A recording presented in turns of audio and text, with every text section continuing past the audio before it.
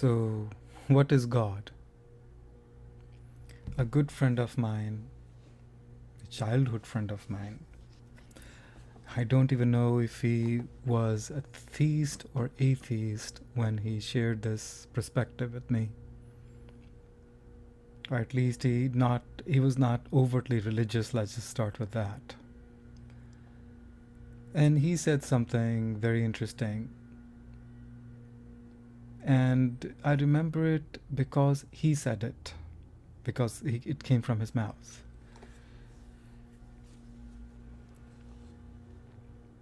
He said, "It is impossible to know God." I said, "Yes." And he said, "It is like an ant trying to understand a human being." And that was such a beautiful and great analogy. Can an ant ever understand a human being? Ants don't know that we live in houses, we have jobs, we drive in cars or ride bicycles. Ant doesn't know that we do air travel. The ants don't know that we have religions, that we have different social status. Ants don't know we have money. Uh, Ants don't know our language. Ants don't know us, and they cannot know us. If we look at the potential difference between an ant and a human being, it's not really that great. But if we look at the potential difference or the scale of difference between um, a human and the creator of the human, that we call it God, the potential difference between a human and the creator of the human, which also happens to be the creator of this creation, is much, much bigger than the difference between an ant and a human being. So it is impossible for humans to understand God, but humans can interact with ants. Ants can interact with humans. We can offer the ants food. We can observe their behavior. What is it that we humans want from ants? Is there anything we says, "I wish the ants did something"? If anything, we says we don't want the ants to bite. We don't want the ants to infest our homes and so forth. Our expectation is more of, hopefully the ants won't do that. Not, I hope the ant will bring me a sugar doll or a little thing of sand. So, just from that simple analogy, it is so much easier to understand that it is impossible for humans to understand God. Just the sheer scale, the potential difference. Yet we can experience God. And now we're gonna go away from this analogy that we're trying to create between that ants will never be able to understand human beings. Let's shift gears of what is God. It is defined in scriptures as, in some places, undefinable, beyond all time, space, and qualities, beyond all dualities, beyond everything that we know or we could know. It is vaster than the vastest space that we can even imagine, let alone know. Uh, it is smaller than the smallest atom that, or space or energy particle of an atom that we can observe within a microscope, with an electronic microscope. So, what is it? So, scriptures from different time periods as well as cultures have unanimously agreed on this, that it is omnipresent, omniscient, and omnipotent. that for us humans, it is all powerful, omnipotent, all powerful. In other words, we think of the most powerful entity there is in this universe or this world, let's say Superman for that matter. I know this Marvel, uh, um, Avengers, and other superheroes, there's always like who is a bigger superhero. Whatever it is, it's bigger than that.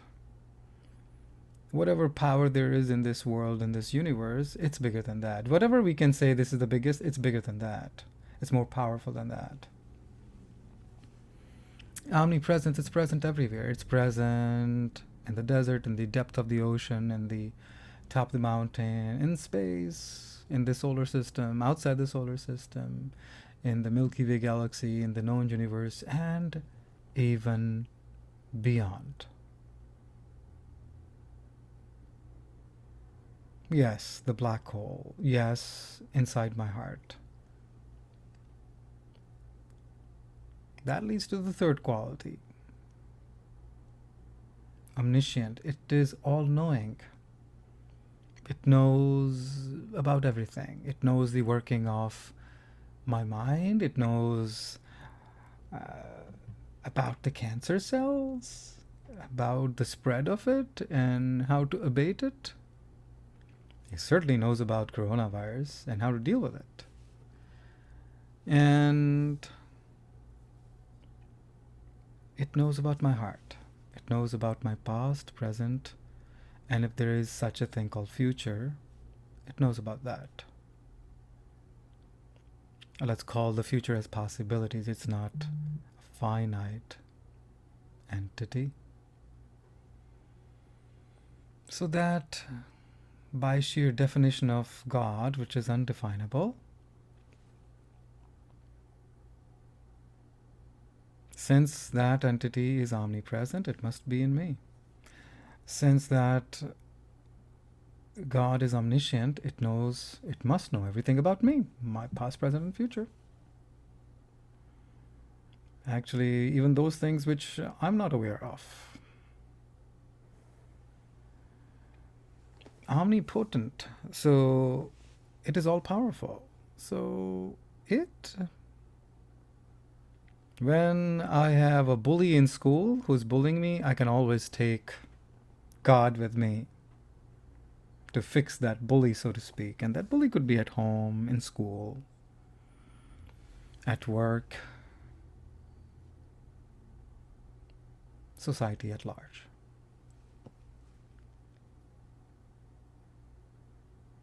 And also inside me, whether it is a physical disease or a mental figment of my mind, a mentally created fear, or a pattern, or an emotional trauma that I'm going through right now, or from the past. It knows how to deal with it, how to let me go through it, and also how to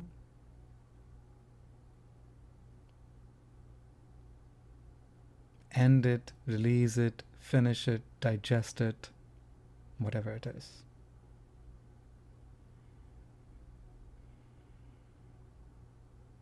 And the best of all, that power is within. So what is God? Undefinable. Yet, if it is omnipresent, omnipotent, omniscient, all-knowing, all-powerful, present everywhere. How do I interact with divinity? How do I interact with that God? What is it? These are the qualities. We first say it is beyond qualities, and yet, if we have to nail them down, these are these so-called impossible qualities. And with impossible, with God, it becomes I am possible instead of impossible. I am possible. And I am principle is God, the I am principle in each one of us is God. God is possible. With God, everything is possible. That's the idea.